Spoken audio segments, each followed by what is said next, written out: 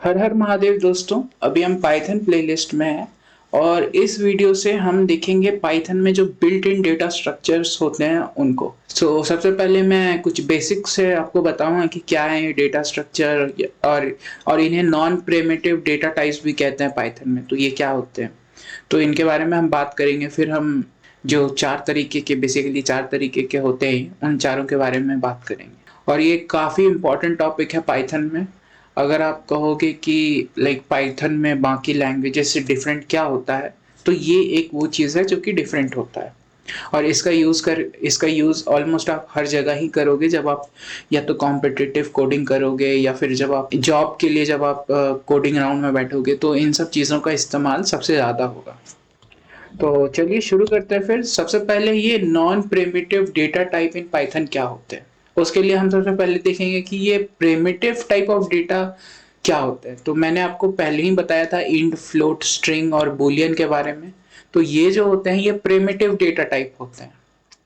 और जो ये प्रिमिटिव डेटा टाइप हो गए, और अब जो ये चार होते हैं प्रिमिटिव डेटा टाइप्स पाइथन में। और जो नॉन प्रिमिटिव डेटा टाइप्स होते हैं, प्रिमिटिव मतलब कि आप जान ही रहे हो कि पुराने, तो चार पुराने तरीके के डेटा टाइप्स होते हैं और चार नए तरीके के डेटा टाइप्स होते हैं पाइथन में। तो जो चार नए तरीके के डेटा टाइप्स होते हैं पाइथन में, उन्हीं को हम लोग बहुत बार बोलते हैं built in data structure Python का। तो आप जैसे चाहो वैसे बोल सकते हो, पर ऐसा ही होता है। तो ये जो नॉन प्रिमिटिव डेटा टाइप्स होते हैं, ये जो है एक ही वेरिएबल में बहुत सारे वैल्यूज को स्टोर करने के काम में आते हैं। कलेक्शन ऑफ डेटा, आप एक ही वेरिएबल में 10 नंबर रख सकते हो, 20 नंबर रख सकते हो, 100 नंबर रख सकते हो। केवल नंबर नहीं, आप मिक्स करके भी रख सकते हो। आपने इंटीजर रख लिया, फ्लोट रख लिया, स्ट्रिंग रख लिया, बुलियन भी रख लिया। तो वो जो होते हैं कलेक्शन ऑफ डेटा होते हैं, एक ही वेरिएबल में आप कर सकते हो। तो ये चारों जो नॉन प्रिमिटिव डेटा टाइप होते हैं, इनके पास ये कैपेबिलिटी होती है कि ये एक से ज्यादा वैल्यू को अपने पास रख सकते हैं और फिर आपको बाद में आप यूज भी कर सकते हो। तो क्या है ये चार नॉन प्रिमिटिव डेटा टाइप्स? तो हमारे पास हैं लिस्ट, टपल, सेट और डिक्शनरीज। और इसी के बारे में हम एक एक करके बात करेंगे। तो सबसे पहले हम बात करेंगे लिस्ट के बारे में, लेकिन उससे पहले हम समझ लेते हैं जो कलेक्शन ऑफ डेटा हो गया। जैसे ये जो चारों के बारे में हमने बात किया, इन कुछ प्रॉपर्टीज होते हैं जब भी कोई वेरिएबल जो होती है वो एक से ज्यादा वैल्यू को स्टोर करती है। जो कलेक्शन ऑफ डेटा है उनके कुछ प्रॉपर्टीज होते हैं, ठीक है। तो सबसे पहले हम देखते हैं क्या होते हैं वो प्रॉपर्टीज। एक होता है ऑर्डर्ड। जब भी हम कहेंगे जो लिस्ट है क्या ये ऑर्डर्ड है, अनऑर्डर्ड है, तो आपको समझना पड़ेगा सबसे पहले कि ये ऑर्डर्ड क्या होता है या फिर अनऑर्डर्ड क्या होता है।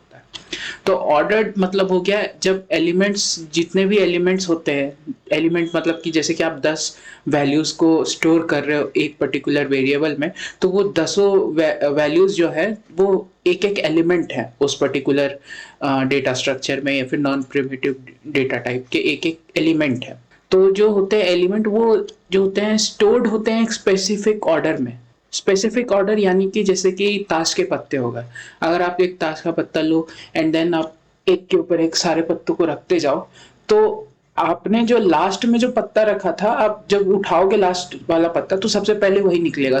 तो आपको ये पता है कि इसे मैंने लास्ट में रखा था, इसीलिए सबसे पहले आ रहा है, राइट। तो वो वहां पे जो ऑर्डर है कि कौन सा पत्ता कहाँ रखा है, ये ऑलरेडी आपको पता है, या फिर ये वो चेंज नहीं हो रहा है जब तक कि आप उसे चेंज नहीं कर रहे हो, ठीक है। तो ये जो हो गया इसे हम कहते हैं ऑर्डर्ड। तो जो एलिमेंट स्टोर होते हैं, जब हमने स्ट्रिंग पढ़ा था तो हमने इंडेक्सिंग देखा था। तो ये जो चारों यहाँ पे भी इंडेक्स आते हैं। तो जिस इंडेक्स में जो भी वैल्यूज हम रख देंगे वो वैल्यूज वहीं रहेगा, वो खुद से चेंज होके इधर उधर नहीं होगा। और एक होता है अनऑर्डर्ड। तो ये जस्ट इसका उल्टा है।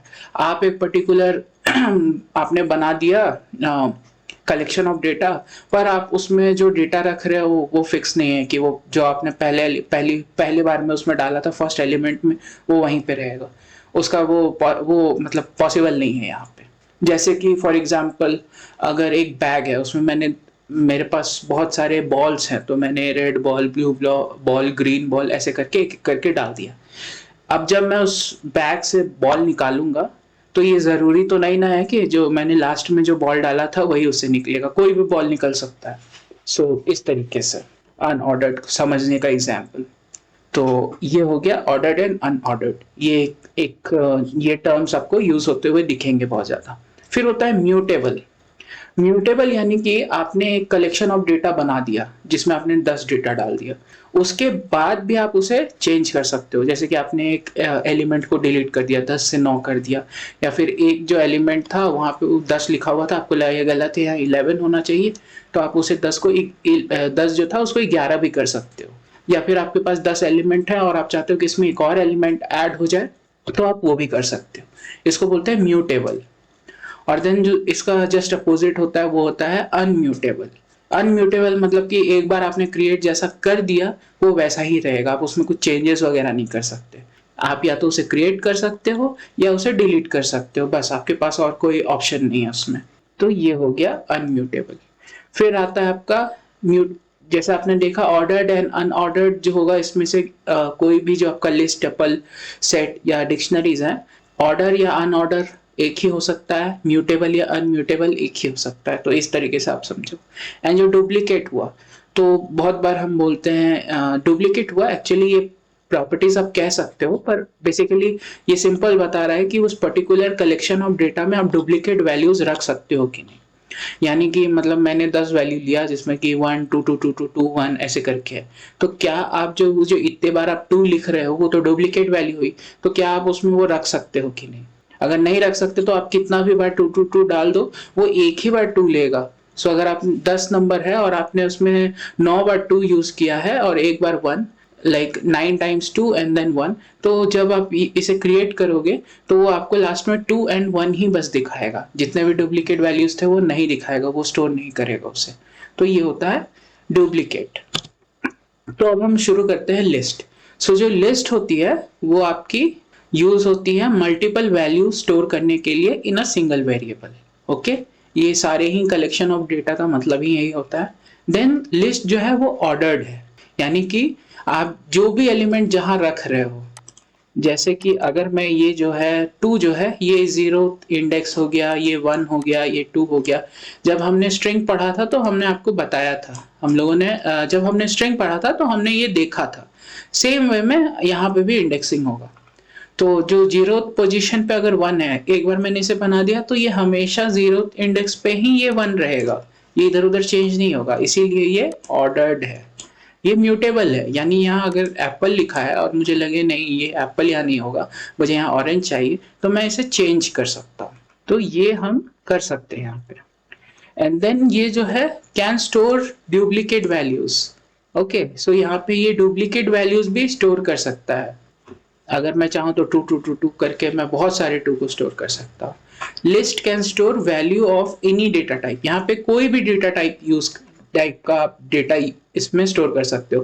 देखो मैंने 1 2 3 ये सारे इंटीजर्स रखा है, ये देखो 5.5 ये फ्लोट है, ये जो एप्पल है ये स्ट्रिंग है, ये देखो ट्रू यानी ये बुलियन है। एंड देखो ये जो लिस्ट है, ये जो देखो आप बड़े ब्रैकेट्स, ये जो स्क्वायर ब्रैकेट्स है, स्क्वायर ब्रैकेट्स के अंदर है ये लिस्ट है। और यहाँ देखो यहाँ पे मैंने एक लिस्ट भी लिस्ट के अंदर डाल दिया, ये भी आप कर सकते हो, लिस्ट के अंदर एक लिस्ट है। तो देखो ये जो है एनी डेटा टाइप का, मतलब खुद जो लिस्ट है वो भी लिस्ट अपने अंदर रख सकता है। तो ये किसी भी डेटा टाइप को अपने अंदर रख सकता है। इवन लिस्ट जो है अपने अंदर जो बाकी सारे जो हमने यहाँ पे देखा, फॉर लिस्ट जो है अपने अंदर टपल भी रख सकता है, अपने अंदर लिस्ट भी रख सकता है, सेट भी रख सकता है, डिक्शनरीज भी रख सकता है। तो लिस्ट जो है वो अपने अंदर ये सारे वैल्यूज रख सकता है। अब हम देखेंगे लिस्ट ऑपरेशंस कैसे हम इसे प्रोग्रामेटिकली कर सकते हैं। तो एक एक करके अब हम इसे देखेंगे। तो मैंने यहाँ पे ये ऑलरेडी लिख करके रखा है, तो इसे इंक्रीज कर लेता हूँ साइज को। तो देखो ये है हमारा लिस्ट, x जो वेरिएबल है इसके हमने अंदर मैंने लिस्ट लिखा है। और ये देखो ये जो है स्क्वायर ब्रैकेट्स, आप जब भी लिस्ट बनाते हो तो इसको पहचानने का तरीका यही है, ये स्क्वायर ब्रैकेट्स, ये स्क्वायर ब्रैकेट्स के अंदर ही आप जो भी लिखोगे ये लिस्ट कहलाएगा। अब इसके अंदर मैंने सेम वही 1 2 3 5.5 एप्पल एंड ट्रू लिया है। अब आपको मैं दिखाता हूँ कि आप एलिमेंट को कैसे एक्सेस कर सकते हो।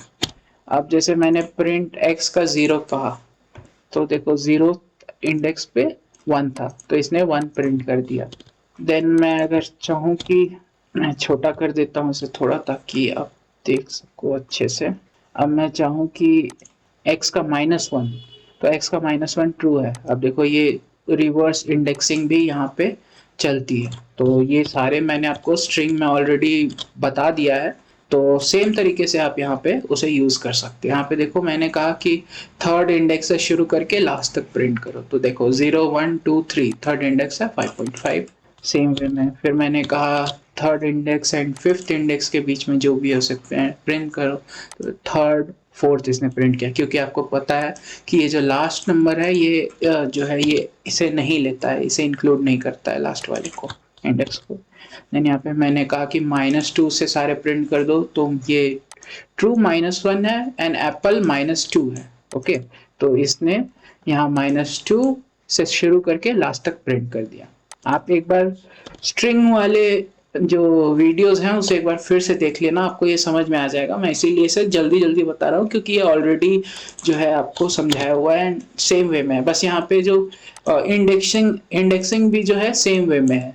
वहाँ पे बस आप एक पूरा जो है, अगर आप लिखते थे तो आप पूरा उसके अंदर लिखते थे, बट यहाँ पे और ये जो है ये डायरेक्टली इंडेक्स 1 इसको मानता था, इसको इंडेक्स 0 देन इंडेक्स 1 ऐसे करके होता था। बट यहाँ पे डिफरेंट ये है कि ये कॉमा सेपरेटेड है। जो ये कॉमा है, कॉमा ये फर्स्ट इंडेक्स हो गया, देन कॉमा के बाद ये जीरोथ इंडेक्स हो गया, देन कॉमा के बाद ये फर्स्ट इंडेक्स हो गया, देन कॉमा के बाद ये सेकेंड इंडेक्स हो गया, ऐसे करके। तो ये कॉमा सेपरेटेड है। इसी तरीके से जो ये लास्ट हमारी है प्रिंट -3 एट -2, तो ये आपको पता है कि ये लास्ट वाला वैल्यू को नहीं लेता है। तो -3 क्या है, -1 -2 -3 5.5, तो ये केवल 5.5 को यहाँ इसने प्रिंट कर दिया।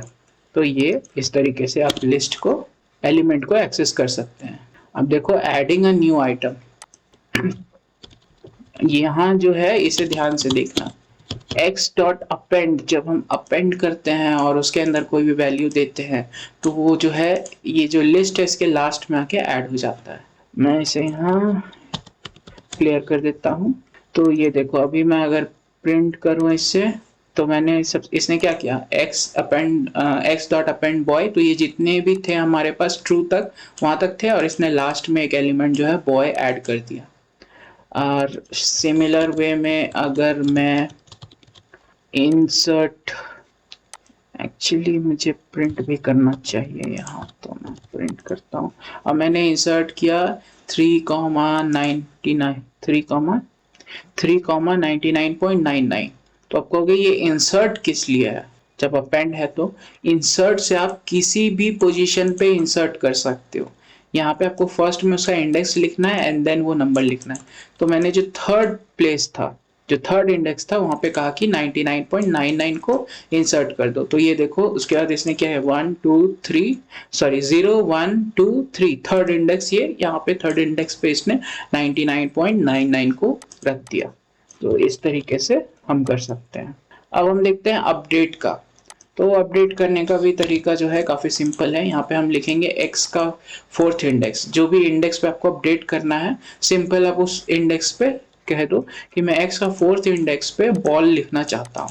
तो ये इस तरीके से आप अपडेट कर सकते हो। तो x का जो फोर्थ इंडेक्स है 0 1 2 3 4 यानी 5.5 है। अब जैसे ही मैं इसे रन करूंगा तो देखो जो यहाँ पे था इसका जो फोर्थ इंडेक्स था, यहाँ पे बॉल आ गया 0 1 2 3 4, जो फोर्थ इंडेक्स थी यहाँ पे बॉल आ गया।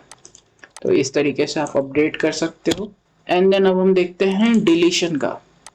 डिलीट हम कैसे करते हैं, तो देखो सबसे पहला है x.pop। अब जब आप पॉप करते हो तो ये सिंपली जो लास्ट जो हमारा था, जो लास्ट हमारा है वो है ट्रू, तो इसने ट्रू को रिमूव कर दिया। तो आप जब भी पॉप करते हो तो जो भी लास्ट एलिमेंट रहता है आपका, वो जो है वो चला जाता है, वो डिलीट हो जाता है। एंड देन अगर आप इसी पॉप में अगर आप ये लिखते हो, आप इंडेक्स दे देते हो, तो जो भी ये इंडेक्स की वैल्यू रहेगी वो गायब हो जाएगी, डिलीट हो जाएगी, सॉरी। तो जो यहाँ पे मैंने जो है थर्ड इंडेक्स का है, तो हमारा जो लिस्ट है उसमें हम देखते हैं 0 1 2 3 यानी कि 5.5 जो है, जैसे ही मैं इंटर यहाँ पे जैसे ही मैं इसे रन करूंगा तो जो 5.5 है वो वैल्यू डिलीट हो जाएगी। अब देखो यहाँ पे 5.5 डिलीट हो गई जो थर्ड है। ये तो हमने इंडेक्स के थ्रू किया। अब जैसे कि हमें इंडेक्स नहीं पता, लेकिन हमें पता है ये पर्टिकुलर एलिमेंट इस लिस्ट में है, तो वहां पे हम उसको डॉट रिमूव करके उसके अंदर उस पर्टिकुलर एलिमेंट को हम लिख सकते हैं। हम कह रहे हैं कि इस लिस्ट में अगर एप्पल है तो इसे हटा दो भाई। और जब हम इसे रन करते हैं, मुझे प्रिंट भी करना होगा, और जब हम इसे रन करते हैं तो देखो इसने एप्पल को यहाँ हटा दिया। तो इस तरीके से हमने देखा कि हम डिलीट भी कर सकते हैं। अब जरा हम देखते हैं डिसीजन कंट्रोल। इसकी यूज आपको बहुत ज्यादा होने वाली है, तो इसे ध्यान से देखना। अब देखो यहाँ पे हम लिखते हैं इफ बॉल इन एक्स। इसका मतलब है बॉल जो है हमारा, बॉल हमारा एलिमेंट है। हम पूछ रहे हैं क्या ये जो पर्टिकुलर बॉल है ये हमारे इसमें अवेलेबल है क्या, हमारे लिस्ट में अवेलेबल है क्या। यहाँ पे इफ के साथ मैं एल्स भी लिखता हूँ। देखो अगर बॉल ऑलरेडी अवेलेबल है तब इसने क्या, print is already added in the list. Otherwise यहाँ पे मैं एल्स में लिख देता हूँ x dot append ball. Okay, अब मैं इसे रन करता हूँ। ओके मुझे तो इसने देखो यहाँ पे मैं प्रिंट भी करना चाहूंगा, print ball is added to your list। Okay, तो ये हमने कर दिया। अब मैं इसे रन करता हूँ तो देखो इसने क्या किया कि इसने चेक किया सबसे पहले क्या बॉल था लिस्ट में, नहीं था। तो इसने एल्स वाले ब्लॉक पे गया जहाँ पे इसने बॉल को ऐड कर दिया एंड देन प्रिंट कर दिया ball is added to your list. और यहाँ पे मैं लास्ट में एक प्रिंट एक्स भी कर देता हूँ ताकि आप लिस्ट भी देख सको। तो ये देखो ball is added to your list and then यहाँ पे देखो इसने लास्ट में बॉल को ऐड कर दिया। तो इस तरीके से आप डिसीजन कंट्रोल भी कर सकते हो कि पर्टिकुलर कोई एलिमेंट आपके लिस्ट में है या नहीं है, ये आप चेक कर सकते हो। तो ये एक मेथड है इसका। And use of loop. अब जो आप लूप्स का भी यूज कर सकते हो, जैसे कि आपको सारे एलिमेंट्स प्रिंट करने एक लिस्ट में, तो आप क्या करोगे for I in x. Okay, x हमारा लिस्ट है एंड देन प्रिंट आई, तो वो एक एक करके सारे एलिमेंट्स को प्रिंट कर देगा। देखो 1 2 3 5.5 एप्पल ट्रू ऐसे करके। अब इसके अंदर आप बहुत सारे और भी चीज़ें कर सकते हो, जैसे कि अगर मैं आपको लिस्ट दूँ और कहूँ कि इसमें जितने भी जगह पे 2 से डिविजिबल नंबर हैं, इवन नंबर हैं, उनको आप 0 कर दो, ऐसा भी मैं कर सकता हूँ। इस तरीके से भी इसमें आप बहुत सारे कुछ को कर सकते हो। तो ये था हमारा लिस्ट का एक लिस्ट जो है, जो कि एक नॉन प्रिमिटिव डेटा टाइप है पाइथन में। ये हमने आज उसके बारे में सीखा और हमने बहुत सारे कोड को भी रन करके देखा, उसे एक्सेस करने का तरीका कि हम कैसे उसमें डिफरेंट ऑपरेशन परफॉर्म कर सकते हैं। तो आई होप कि आपको ये वीडियो पसंद आई होगी। अगर ये आपको ये वीडियो पसंद आई होगी, आपका ये अपना चैनल है ML Logs, इसे सब्सक्राइब कर लेना। इस वीडियो को अपने दोस्तों के साथ भी शेयर करना और कमेंट करके बताओ कि आपको ये वीडियोस कैसा लग रहा है। क्या मुझे और थोड़े स्लो पेस पे जाना चाहिए या फिर मैं अपना पेस को और इंक्रीज करूँ, क्या ये आपके लिए हाई लेवल हो रहा है। तो ये सब चीज़ मुझे आप फीडबैक दे सकते हो कमेंट सेक्शन में। मैं आपके कमेंट्स का हमेशा इंतज़ार करता रहता हूँ। सो ये था आज का हमारा वीडियोस गाइस। तो मिलते हैं अगले वीडियो में। हर हर महादेव।